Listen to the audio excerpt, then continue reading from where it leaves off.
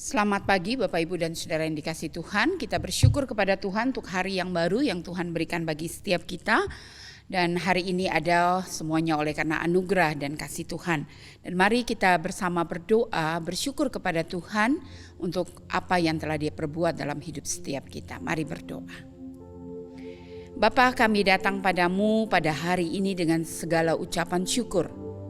Kami semua ada sebagaimana kami ada hari ini, semua oleh karena kasih, pemeliharaan, penyertaan, dan kesempatan yang Tuhan berikan kepada setiap kami.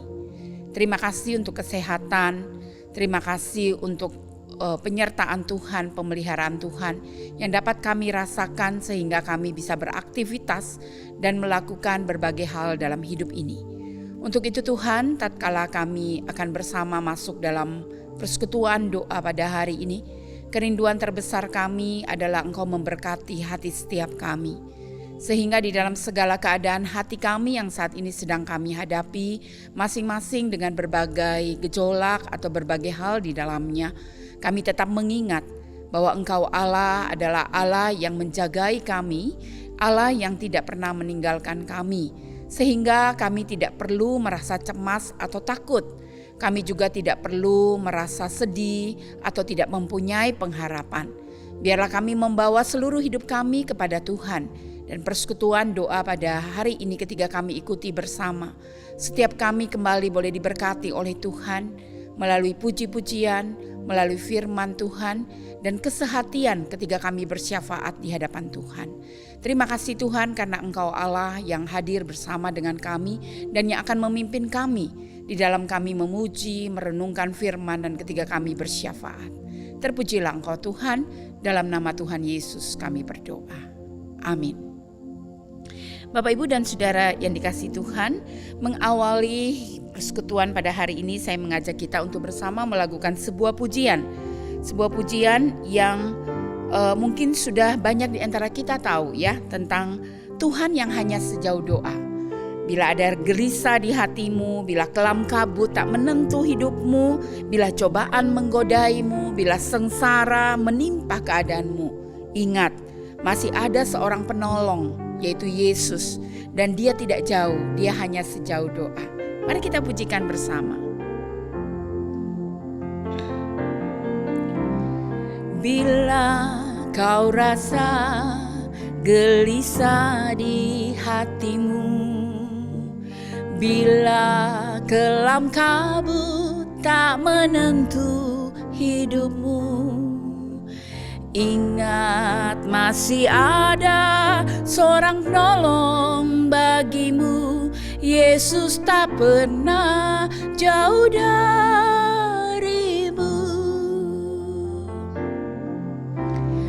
Bila cobaan menggodai hatimu, bila sengsara menimpa keadaanmu, ingat Yesus takkan pernah jauh darimu. Dia selalu pedulikan kamu. Berseru memanggil namanya, berdoa Dia akan segera menghampiri dirimu.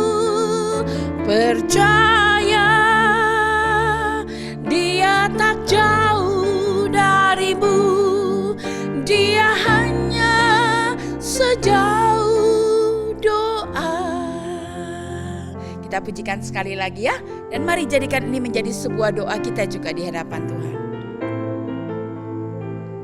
Dia Allah yang sangat bisa dipercayai dan Dia tidak pernah pergi jauh dari kita.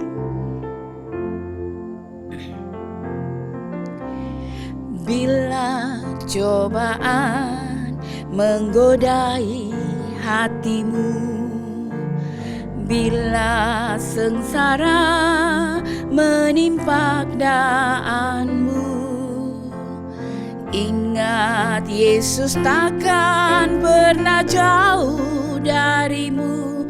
Dia selalu pedulikan berseru, berseru,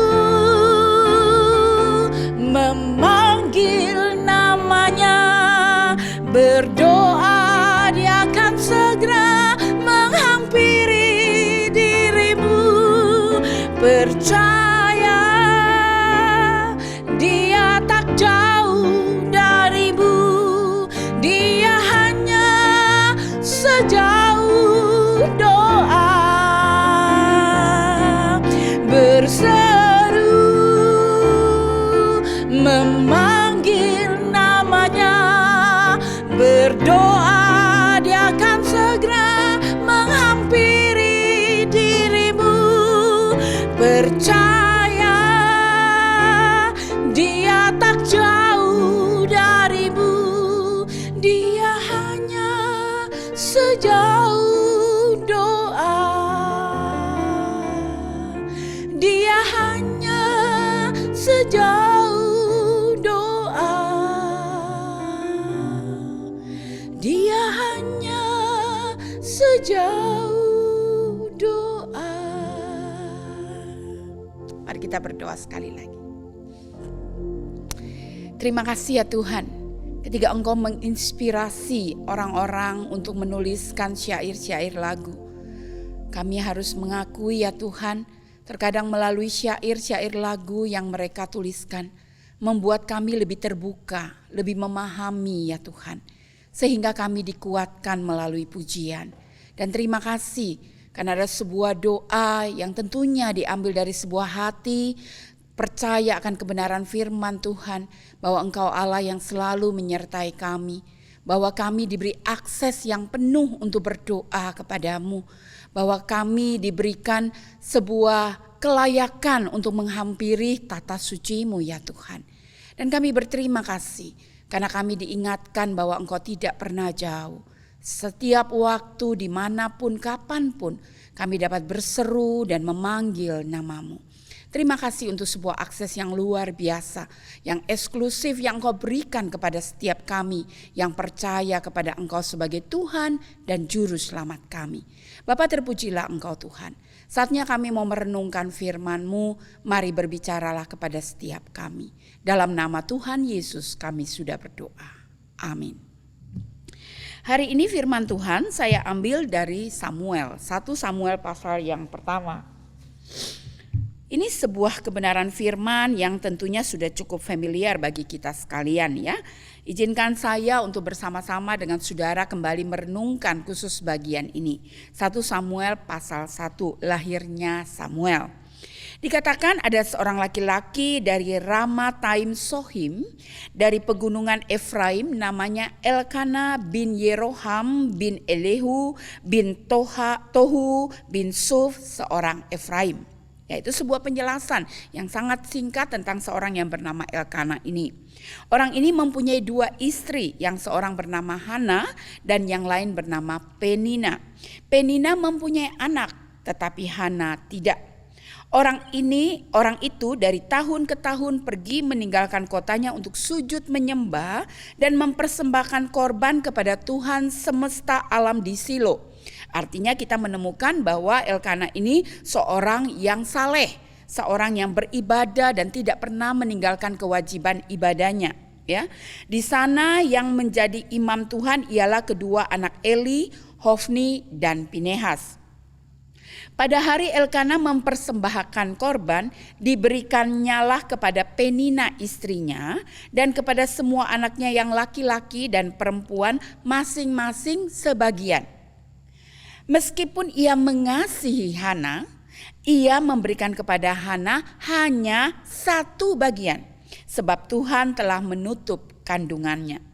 Nah saudara, dari keterangan atau kebenaran firman yang baru saja kita baca, disebutkan bahwa Elkana ini dia mempunyai anak, tapi justru dari Penina, bukan dari Hana. Dan ketika dia membawa persembahan korban, dia membagi-bagikan kepada semua, namun Hana hanya mendapat 1 bagian. Bukan masalah tidak mengasihi atau mengasihi, karena jelas sekali ayat 5 mengatakan bahwa meskipun ia mengasihi Hana, tapi karena Hana seorang diri tidak punya anak, lalu hanya mendapat 1 bagian. Nah, rupanya ini menjadi sebuah pemicu bagi seorang Penina yang ternyata adalah madunya, ya, yang menyakiti hatinya dan mengejek akan Hana. Bila kita lanjut ya. Tetapi madunya itu selalu menyakiti hatinya supaya ia gusar karena Tuhan telah menutup kandungannya. Berarti ini ada sebuah kesengajaan yang dilakukan oleh Penina untuk membuat Hana gusar. Sebuah kesengajaan menghina Hana yang tidak memperoleh keturunan. Sebuah kesengajaan menyakiti Hana. Mungkin supaya Hana mundur, supaya Hana lebih down dan sebagainya. Yang pasti ada maksud yang tidak baik dari seorang yang bernama Penina. Ayat 7. Demikianlah terjadi dari tahun ke tahun. Setiap kali Hana pergi ke rumah Tuhan, Penina menyakiti Hana sehingga ia menangis dan tidak mau makan. Wow, ini satu bulian gitu ya. Jadi Penina membuli Hana gitu ya. Itu terjadi selalu setiap tahun ya. Setiap tahun, dari tahun ke tahun dikatakan. Ya, saya tidak tahu apakah hanya pada waktu mereka datang ke Silo untuk merayakan atau memberikan persembahan atau pada perayaan khusus itu, atau justru sepanjang waktu, kita tidak tahu.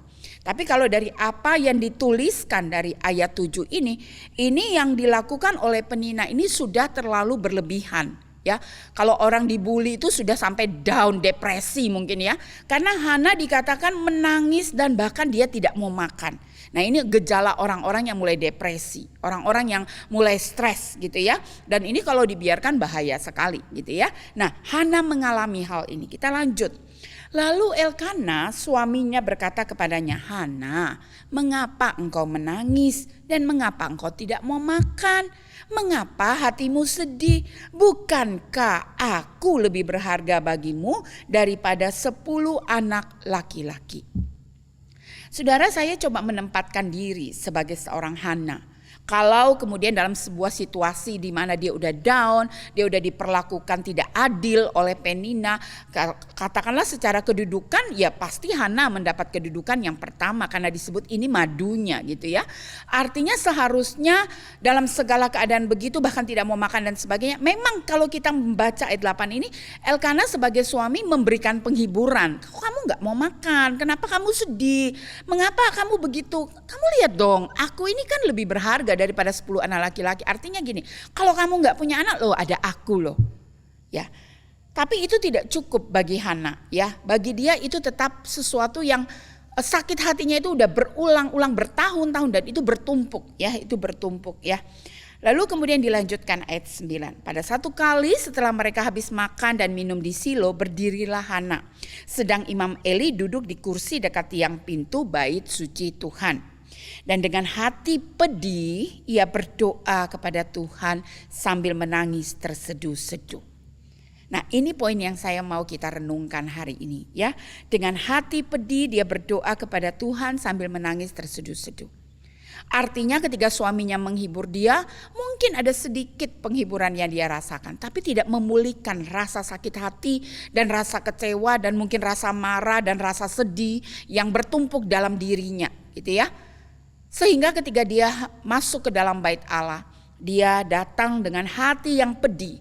Artinya hati yang hancur, hati yang remuk ya. Dan dia berdoa kepada Tuhan sambil menangis terseduh-seduh. Saudara, yang saya tahu ketika seseorang berdoa sambil menangis ada dua tentunya. Satu, karena dia begitu gembira, dia berdoa, dia bersyukur, air matanya keluar, dia bersyukur bersama. Ya, ada sebuah sukacita gitu ya.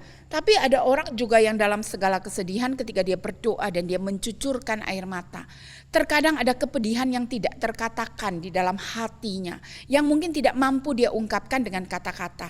Tapi air mata itu seperti mewakili akan kepedihan hatinya, akan kesedihan hatinya. Saya ingat ketika Tuhan memanggil papa saya dan Tuhan juga memanggil mama saya, ya orang-orang yang bagi saya sangat dekat dengan saya. Ketika Tuhan memanggil mereka, tiba-tiba saya itu bisa menangis aja gitu ya, nggak ada apa-apa. Saya juga nggak gimana ingat mereka pada waktu mereka udah dipanggil, sudah tidak lagi bertemu dan sebagainya. Itu menjadi sebuah kepedihan yang luar biasa. Ya, bahkan di waktu-waktu tertentu saya merasakan Tuhan itu seperti menolong saya. dan kesedihan saya untuk kemudian ketika saya mengingat mama saya misalnya gitu ya, papa saya meninggal saya masih usia yang sangat relatif muda ya, masih 11 tahun sekian bulan gitu ya. Kalau mama saya usia saya sudah lebih dewasa, sehingga ada sebuah keterhilangan yang lebih terasa lagi gitu ya, karena mungkin ada begitu banyak kejadian demi kejadian yang kami lalui bersama gitu ya, sehingga itu menjadi sebuah memori yang cukup melekat dan sebuah keterhilangan yang terasa begitu berat gitu ya. Nah, pada waktu Tuhan memanggil mama saya dengan segala kepedihan, saya terkadang berdoa, tapi terkadang saya itu cuma rindu gitu, air mata saya keluar. Nah, itu seperti begitu ya. Dia dengan hati pedih berdoa kepada Tuhan sambil menangis terseduh-seduh. Artinya mungkin dia sudah nggak tahu itu lagi ngomong apa, lagi gimana, taunya nangis, Tuhan tolong saya, aduh Tuhan saya sedih banget, aduh kok saya diperlakukan gini, mungkin begitu ya. Sehingga ketika dia berdoa, walaupun ayat 11 mengatakan dia bernasar, setelah doa itu dia bernasar, Tuhan semesta alam, jika sungguh-sungguh engkau memperhatikan sengsara hambamu ini dan mengingat kepadaku dan tidak melupakan hambamu ini, tetapi berikanlah hambamu ini seorang anak laki-laki, maka aku akan memberikan dia kepada Tuhan untuk seumur hidupnya, dan pisau cukur tidak akan menyentuh kepalanya. Jadi ketika dia menangis, dia berdoa, saya percaya dia tidak sambil bernasar sambil nangis gitu ya. Dalam tangisan itu sebuah keluhan hati yang dia bawa di hadapan Tuhan. Kemudian setelah dia menangis terseduh-seduh, dia berdoa meminta Tuhan tolong, meminta Allah bantu dia dan sebagainya dan sebagainya. Lalu dia kemudian mulai mengucapkan sebuah nasar di hadapan Tuhan. Untuk kalau Tuhan boleh berikanlah dia seorang anak laki-laki, dia mintanya ya. Dan kemudian ketika engkau akan memberikan, dia bilang aku akan memberikan juga kepadamu ya. Seolah-olah itu menjadi sebuah komitmennya dia, sebuah janjinya kepada Tuhan ya. Nah, tapi setelah itu dia masih terus-menerus berdoa di hadapan Tuhan, menangis dan sebagainya. Suaranya tidak terdengar, tapi raut mukanya yang penuh kesedihan, mungkin kusut, lusuh ya, kita nggak tahu lah kondisi waktu itu ya. Mereka habis melakukan sebuah perjalanan ya, kita tahu kan waktu itu tidak ada kendaraan yang memobilisasi mereka, tentunya mereka berjalan kaki dan sebagainya gitu ya. Lalu dalam sebuah perjalanan mungkin terjadi tubuh yang letih dan sebagainya, sehingga ketika ditambah dengan stres di hati secara psikologi itu menekan. Jadi wajahnya itu mungkin lusuh, kusut ya, dan dia berkata-kata dalam hatinya hanya bibirnya yang gerak-gerak, suaranya enggak kedengaran, sehingga membuat Imam Eli yang lagi duduk di sudut sana itu pikir ini perempuan kenapa, ini ibu kenapa, jangan-jangan dia mabuk. Lalu dia bilang kepada wanita itu atau kepada Hana, berapa lama lagi engkau berlaku seperti orang mabuk? Lepaskanlah dirimu daripada mabukmu. Tetapi Hana menjawab, bukan tuanku. Aku seorang perempuan yang sangat bersusah hati. Anggur ataupun minuman yang memabukkan tidak ku minum, melainkan aku mencurahkan isi hatiku di hadapan Tuhan. Bapak, Ibu dan Saudara yang dikasihi Tuhan, cerita ini sebuah cerita yang sangat biasa. Ya, sebuah kisah yang menarik gitu ya, yang ada di Alkitab. Banyak wanita-wanita yang kemudian dikuatkan melalui cerita ini. Jadi kadang-kadang di Persekutuan Komisi Wanita cerita ini menjadi atau firman ini menjadi selipan, atau bukan cuma selipan ya, satu perenungan yang seringkali diperdengarkan supaya para wanita yang mendengarkan menjadi wanita yang tetap punya pengharapan dan kuat di hadapan Tuhan ya. Nah, hari ini saya mau mengajak kita untuk melihat tentang Allah yang bersama dengan kita, Allah yang hadir di dalam keberadaan hidup setiap orang percaya, gitu ya. Menyadari kehadiran Allah itu baik sekali. Tapi terkadang kita harus mengakui tidak selalu dalam sepanjang waktu hidup kita menyadari Allah itu hadir. Karena kita terlalu sibuk dengan pikiran kita terlalu sibuk dengan kekhawatiran kita. Hati kita berkecamuk dengan berbagai keinginan yang belum terpenuhi ya. Kita punya emosi yang terkadang mengganggu banyak hal dalam hidup kita. Sehingga fokus hidup kita tidak lagi kepada Tuhan, tapi lebih kepada pergumulan atau permasalahan atau apapun yang Tuhan izinkan menimpa atas kita. Nah, luar biasanya Hana ini ketika Tuhan izinkan ada begitu banyak hal yang berkecamuk di hatinya melalui seorang Penina yang mengejek dia, yang menghina dia, merendahkan dia, sengaja membuat dia sakit hati, dikatakan sengaja membuat dia gusar dan sebagainya. Justru hal-hal ini membuat sebenarnya Hana itu mencoba menjadi wanita, Tuhan mengizinkan dia menjadi wanita yang apa? Lebih bertahan. Tapi kan pada waktu itu Hana tidak bisa melihat dia wanita yang bertahan. Justru dia melihat dia sebagai wanita yang hancur. Sebagai wanita yang tidak mendapat kasih sayang seolah-olah. Walaupun suaminya bilang, loh aku apakah lebih 10 anak laki-laki apakah lebih berharga dari aku? Ya, loh ada aku loh, kamu gak usah sedih. Tapi bagi dia tidak cukup dengan perkataan itu, ya. Nah, di dalam segala keadaannya itu saya percaya Allah mengizinkan itu terjadi. Dan Penina yang melihat sekelilingnya, dia tidak lagi bisa berharap kepada suaminya, dia tidak lagi bisa mengajak madunya untuk ngobrol, diskusi mungkin, untuk apa dan lain sebagainya. Dia tidak punya teman, saudara. Nah, pada waktu itu dikatakan dia melihat bait Allah, dia masuk dan dia berdoa. Dan doa yang dia lakukan adalah sebuah doa yang sungguh-sungguh. Kalau kita membaca bagian firman yang tadi, maka dikatakan bahwa Tuhan menutup kandungannya. Jadi memang ada sebuah hal yang kita tahu bahwa Tuhan memang menutup kandungannya, gitu ya. Dan tapi melalui sebuah seruan, sebuah doa, sebuah permohonan, kehancuran hati, hati yang tetap menghadap kepada Tuhan, hati yang tidak beralih, hati yang tidak membuat orang-orang di sekelilingnya rusuh gitu ya. Tapi hati yang hancur dia bawa kepada Tuhan, hati yang percaya dia bawa kepada Tuhan, membuat Tuhan membuka kandungannya. Wow, itu luar biasa. Memang ada orang-orang yang memakai firman ini kemudian berkata, kamu harus berdoa berulang-ulang. Jadi itu satu pokok doa ulang ratusan kali, nanti hati Tuhan meleleh. Ya, tidak semua kasus kita bisa bilang begitu ya, karena bagi saya Tuhan adalah Tuhan, kita manusia. Kita tidak pernah bisa mengatur Tuhan. Pengalaman orang lain tidak selalu harus terjadi dengan kita. Cara Tuhan menolong orang lain tidak selalu cara itu juga dipakai untuk menolong kita. Tapi Tuhan pasti tahu yang terbaik bagi kita, ya. Jadi kita mungkin bisa berpikir, saya mau dong kayak begitu karena orang itu ditolong dengan cara begini. Tapi sesungguhnya kita juga harus belajar percaya. Tuhan punya cara-cara yang luar biasa. Setiap kita bisa punya pengalaman yang berbeda dengan Tuhan. Nah, kebetulan Hana ini dalam doa yang dinaikkan kepada Tuhan, doa yang kehancuran hati, bahkan dibangun dengan sebuah komitmen, sebuah janji gitu ya. Lalu kita membaca bahwa Alkitab mengatakan bahwa Tuhan membuka kandungannya. Bukan satu anak aja, bukan Samuel diserahkan kepada Tuhan. Tapi Tuhan kemudian memberikan ada anak-anak yang lain gitu ya. Nah, Bapak, Ibu dan Saudara yang dikasih Tuhan, bagi saya tidak penting masalah Tuhan membuka kandungannya.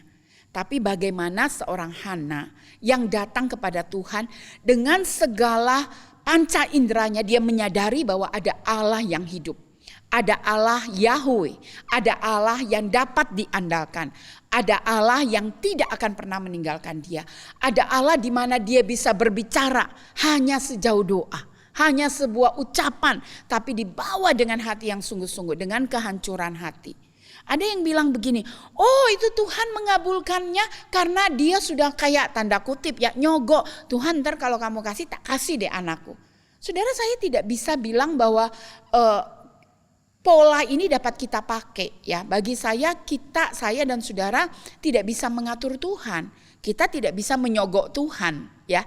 Ketika Tuhan mau menjawab, walaupun sepertinya seolah-olah oleh karena sebuah janji dari seorang Hana, seolah-olah gitu ya. Pandangan manusia saya dan saudara yang berdosa ini kan terbatas. Sehingga kita selalu berpikir dari cara berpikir kita. Ya, tapi pikiran ilahi memang tak terselami ya, walaupun kita memahami dia, tapi banyak hal kita tidak mengerti Allah karena dia Allah, saudara. Nah, saya mengingat juga kejadiannya pada waktu saya dilahirkan tahun 1970. Papa saya bercerita, mama saya juga bercerita gitu ya. Jadi pada waktu mama saya itu mengalami pendarahan, mungkin karena kelahiran anak ke-8. Bayangin, hampir 1,5 tahun lagi hamil, hampir 1,5 tahun melahirkan, begitu terus gitu ya. Sehingga jarak saya dengan koko saya yang ke-7 juga dekat banget gitu ya. Nah, diceritakan pada waktu saya mama saya hamil mengandung saya gitu ya. Mama saya sudah mengalami pendarahan sejak usia kandungan yang ke-3, 4 bulan, terus begitu sampai pada waktu usia 7 bulan sudah tidak bisa dipertahankan. Lalu kemudian dibawalah ke rumah sakit RSAD Ambon waktu itu ya. Nah, pada waktu dibawa ke sana kondisi mama saya sudah cukup lemes gitu karena pendarahan. Lalu dokter cuma mengatakan kepada papa saya bahwa Bapak, sepertinya saya hanya bisa menyelamatkan satu nyawa, kayaknya nggak bisa keduanya, mungkin karena peralatan dan sebagainya. Saya juga nggak ngerti ya, kondisi waktu itu kan kita tahu beda sekali dengan zaman sekarang, teknologinya beda, medisnya beda dan sebagainya gitu ya. Lalu papa saya cuma bilang kalau bisa selamatkan dua-dua ya. Lalu di RSAD itu di tengah itu ada masjid juga ada gereja. Papa saya ke gereja. Pada waktu di gereja papa saya berdoa, Tuhan kalau Tuhan izinkan biarlah anak itu juga hidup gitu ya. Lalu mengingat juga kakak-kakak saya juga usianya juga kecil-kecil, ada 7 orang. Papa saya mungkin gak kebayang banget bakal urus 7 anak gitu ya. Tolong kalau boleh diizinkan hidup ya. Dan kalau Tuhan kasih saya akan persembahkan untuk Tuhan. Dan kalau Tuhan boleh izinkan, kalau Hana minta anak perempuan, papa saya minta Hana minta anak laki, papa saya minta anak perempuan gitu ya. Ketemu dong sama pendeta. Ya saya membayangkan papa saya itu seperti kayak Hana, lalu ada pendeta Eli, Imam Eli gitu ya. Pendeta itu namanya Bapak Ishak ya. Ada di situ. Lalu dia menghampiri papa saya yang lagi menangis dan berdoa. Bapak ada apa? Dia tanya. Lalu papa saya jawab, istri saya dalam keadaan bahaya nyawanya. Lalu anak saya juga yang ada di dalam kandungan istri saya. Tapi dokter akan mengupayakan untuk mengoperasi. Tolong doakannya supaya anak saya ini juga hidup bersama dengan mamanya. Lalu pendeta ini mengatakan oke, kita berdoa. Lalu kembali papa saya diajak berdoa. Ketika mereka berdoa, selesai berdoa rupanya ngobrol, lalu pendeta ini bilang kalau anak itu selamat dan anak itu perempuan seperti permintaan Bapak, jadi anak rohani saya ya, dia bilang begitu ya. Terus papa saya bilang oh ya oke. Bahkan sebenarnya setelah papa saya meninggal, mama saya bercerita pada waktu saya akan mengambil keputusan untuk pergi ke seminari Alkitab Asia Tenggara. Awalnya mama saya tidak izinkan. Setelah mengizinkan, mama saya bercerita bahwa sesungguhnya kamu pada waktu dilahirkan, papa sudah berkomitmen kamu dipersembahkan untuk Tuhan, gitu ya.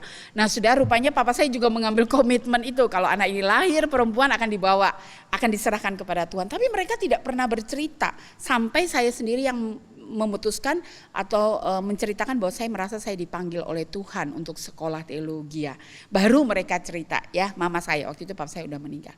Nah saudara, saya melihat bahwa ada peristiwa di dalam hidup kita ketika kita mencoba berdoa dan kita berkomitmen di hadapan Tuhan, atau kita meminta sesuatu lalu kita berjanji Tuhan nanti kalau gini-gini kita akan gini.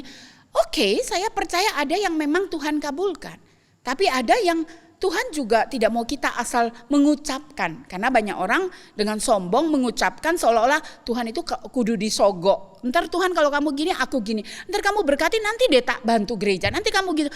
Bagi saya seharusnya iman itu tidak begitu. Ketika kita berdoa kepada Tuhan. Ketika kita membawa isi hati kita kepada Tuhan. Kita tidak perlu mengiming-imingkan Tuhan tentang sesuatu. Bagi saya tidak perlu begitu. Kenapa? Tuhan itu siapa? Saya itu siapa? Saudara itu siapa? Dia bukan Tuhan yang miskin, dia bukan Tuhan yang membutuhkan banyak hal dari diri kita, sama sekali tidak. Dia adalah Dia dan Dia tidak butuh apa-apa dari kita. Justru ketika kita diajak untuk berdoa, ketika kita diajak untuk membangun hidup kita, ketika kita diberi kesempatan untuk melakukan banyak hal, melayani, sesungguhnya itu untuk kita, bukan untuk Dia. Supaya kita lebih dekat, lebih kenal Dia, lebih sayang, lebih menyukakan hatinya, lebih memuliakan. Artinya apa? Hidup kita yang dipulihkan. Karena sebenarnya kita itu sudah sangat mengalami yang namanya kehancuran secara rohani. Karena manusia yang berdosa. Nah Bapak Ibu dan Saudara yang dikasihi Tuhan, mari kita mulai belajar untuk mempercayai Tuhan dengan segenap hati kita melalui doa. Karena banyak hal kita tidak sanggup lagi. Kita ngobrol dengan orang, kadang-kadang kita juga capek mendengar begitu banyak masukan, tapi terkadang bisa membangun, bisa enggak. Tapi kalau kepada Tuhan, walaupun sepertinya satu arah, tapi terkadang itu melegakan. Kenapa? Karena sebenarnya bukan satu arah. Tuhan selalu ada bersama dengan kita. Tuhan selalu mendengar setiap perkataan kita. Tuhan tahu pergumulan kita. Tuhan tahu ketakutan kita, Tuhan tahu keputusasaan kita, Tuhan tahu kecemasan kita, Tuhan tahu kemarahan kita, kesedihan kita, semuanya Dia tahu. Tinggal kita datang dan berdoa, maka Ia akan melakukan bagiannya. Saudara yang dikasihi Tuhan, mari hidupilah hidup doamu dengan baik. Jalanilah kehidupan doa bukan oleh karena hanya ada masalah, tapi jadikan itu menjadi sebuah bagian hidupmu. Seolah-olah yang sering kita dengar, nafas menjadi bagian yang tidak putus di dalam hidupmu. Kalaupun engkau mengalami sebuah tekanan yang luar biasa, ingat dia hanya sejauh doa. Mari kita melakukan sebuah pujian bersama mengakhiri persekutuan kita dan kita akan masuk dalam doa-doa syafaat.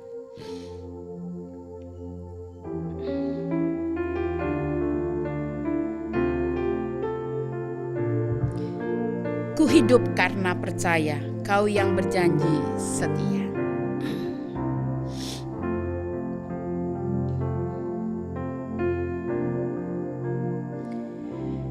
Ku hidup karena percaya,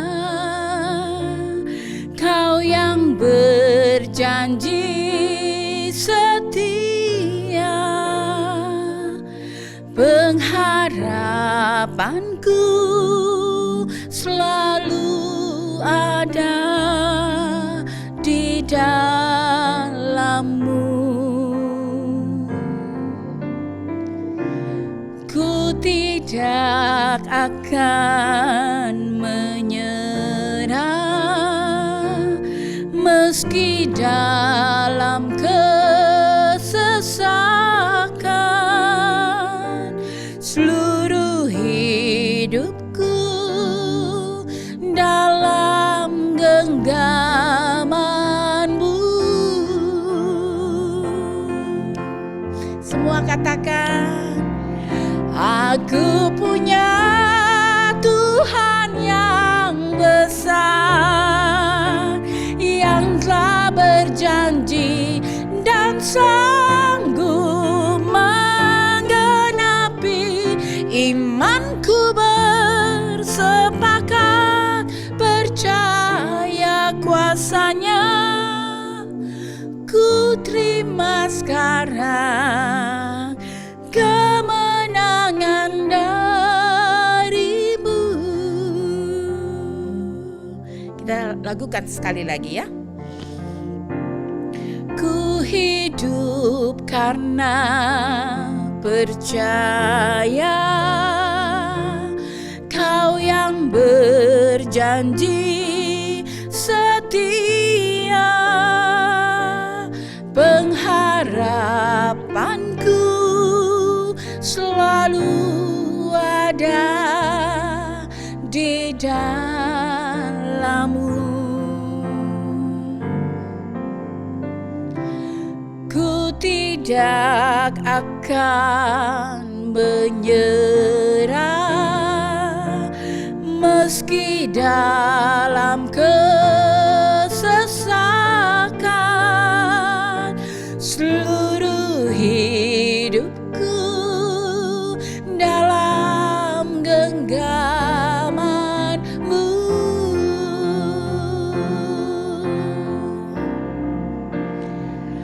Aku punya Tuhan yang besar, yang telah berjanji dan sanggup menggenapi.